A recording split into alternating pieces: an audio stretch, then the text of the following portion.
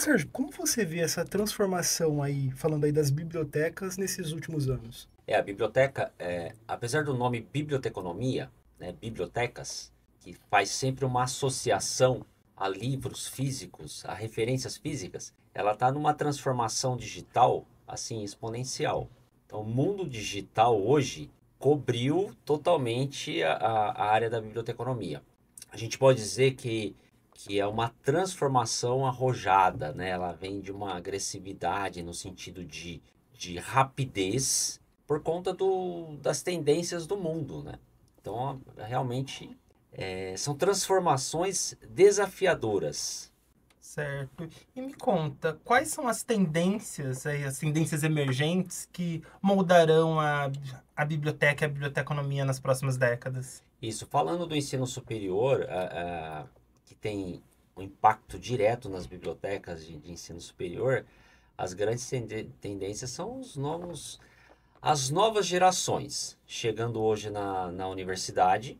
Então a gente tem um perfil de aluno e de professor, uma comunidade nova chegando, que é uma comunidade high-tech, uma comunidade mobile. Essa comunidade ela requer aí um outro tipo de ensino, de aprendizado. Ensino-aprendizado, como, por exemplo, metodologias ativas, tecnologias em salas de aula. Hoje a gente observa alunos que não chega com material físico, simplesmente um celular, notebook, tablet para aula. Então, acho que as principais tendências que apontam para que a biblioteca se adapte são metodologias ativas, recursos em nuvens e toda essa tecnologia exponencial surgindo aí com essa nova geração. Ô Sérgio, e assim, a gente está vivendo um mundo assim cada vez mais digital, né? Como que as bibliotecas fazem para acompanhar? Esse é uma pergunta interessante e desafiadora para o profissional da biblioteca. A gente tem que sempre viver ali o presente, que é essa comunidade, como eu comentei, que chega hoje, né? Até pouco tempo a gente tinha um professor que olhava a biblioteca e via um grande valor. Hoje o professor que chega, jovem, ele já tem uma outra concepção, o valor para ele é uma outra biblioteca, né? E então a gente vive um processo ali de gestão, de análise para entender essa transição, né?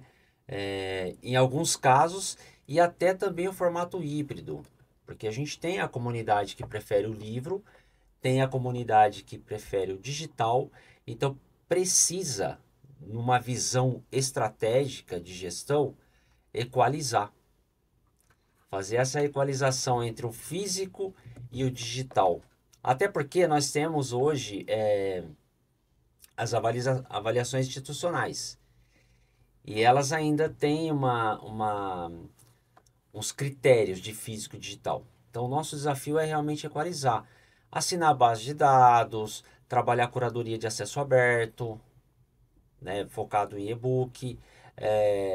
Então, são movimentos que acompanham a tendência. De hoje, assim, falando assim do dia a dia mesmo na biblioteca, existe um conflito, assim, porque eu imagino que tem profissionais que, como que eu posso falar, que tem uma cabeça muito mais, assim, sei lá, Tradicional, tradicional, sim. né? E aquele Exato. profissional também que, dos dias atuais, né, da tecnologia, existe um conflito? Como que é no dia a dia? Existe sim conflito, muitos. Né? A gente tem o profissional que olha só para o passado, que ele está preso ainda naquelas fichas topográficas, né? Naquelas impressoras, impressora matricial. Né? A gente ainda encontra por aí no mundo da biblioteconomia. Se entrar nas áreas, a gente tem aquele que está situado no presente e a gente tem o profissional que olha no futuro. A ideia é ter essas três visões, essas três dimensões. A gente também não pode só ir para o futuro e esquecer da memória. Porque é papel da biblioteconomia, um dos papéis dela é a preservação de dados, preservação da informação, preservação da memória. Então é assim, a gente viver, mas sempre olhando no retrovisor e olhando para frente. E realmente é um desafio de gestão, aí falando em recursos humanos, Uhum. trazer essa nova concepção para os bibliotecários. Então a gente encontra, sim, algumas resistências, não sei se pode dizer assim, algumas pessoas ainda que estão presas lá no passado, e na minha época era assim, e a fichinha, se a gente jogar a ficha topográfica, aí a informação vai perder. Hoje os sistemas são todos automatizados, né? Tem banco de dados, tem uma segurança de informação e de dados. Certo, a gente percebe que é um desafio muito grande, né? Combinar e gerir uma equipe com profissionais tradicionais, daquele pensamento um pouco mais ativo, com profissionais hoje mais voltados para a tecnologia. Mas uma pergunta que eu faço aqui, ainda tem espaço no mercado de trabalho para esses profissionais mais tradicionais? Quando a gente fala de um mercado mais privado, talvez não. Se tiver com os dias contados, né?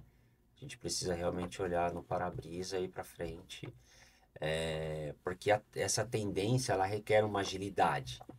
Hoje a gente fala de tecnologias, metodologias ativas, métodos ágeis de gestão, projetos. Então são ferramentas que não dá para a gente ficar preso em fichinhas. Olhando para trás. Isso, então a gente entende que precisa acompanhar e precisa ser rápido. Sim. Né? Pode ser que alguns modelos, centros culturais, algumas bibliotecas focadas em memória, ainda tenham espaço, mas não é muito comum. Hoje, até esses profissionais já estão um pouco à frente, precisa acompanhar a tendência, né? Acompanhar, e não é uma tendência da biblioteconomia, é uma tendência mundial. Né? Então, com a IA, ela muda tudo, em todas as áreas. Ô Sérgio, tem uma pergunta aqui, eu acho que é um tanto polêmica, mas eu acho que também não tem como a gente fugir dela, não tem como escapar. A biblioteca física, ela está com os dias contados? Ela vai acabar?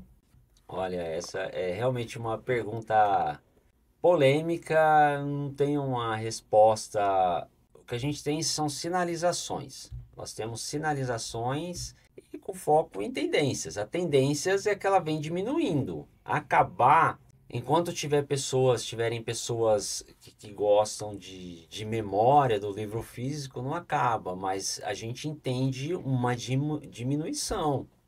Né? O espaço físico vem sendo diminuído, ele vem sendo apropriado por recursos digitais. Então é muito difícil falar em terminar. Mas hoje a gente vê assim, sistemas de bibliotecas com grande aporte digital. Bibliotecas de e-books assinadas, curadoria de acervo de acesso aberto, curadoria de acervo digital, curadoria de repositórios institucionais, repositórios de dados. Então, tudo são ferramentas e recursos que são reunidos para facilitar a informação. E à medida que isso avança, o acervo físico ele vai ficando de lado. Mas ainda há, né, pessoas que amam os livros físicos. Isso é bom.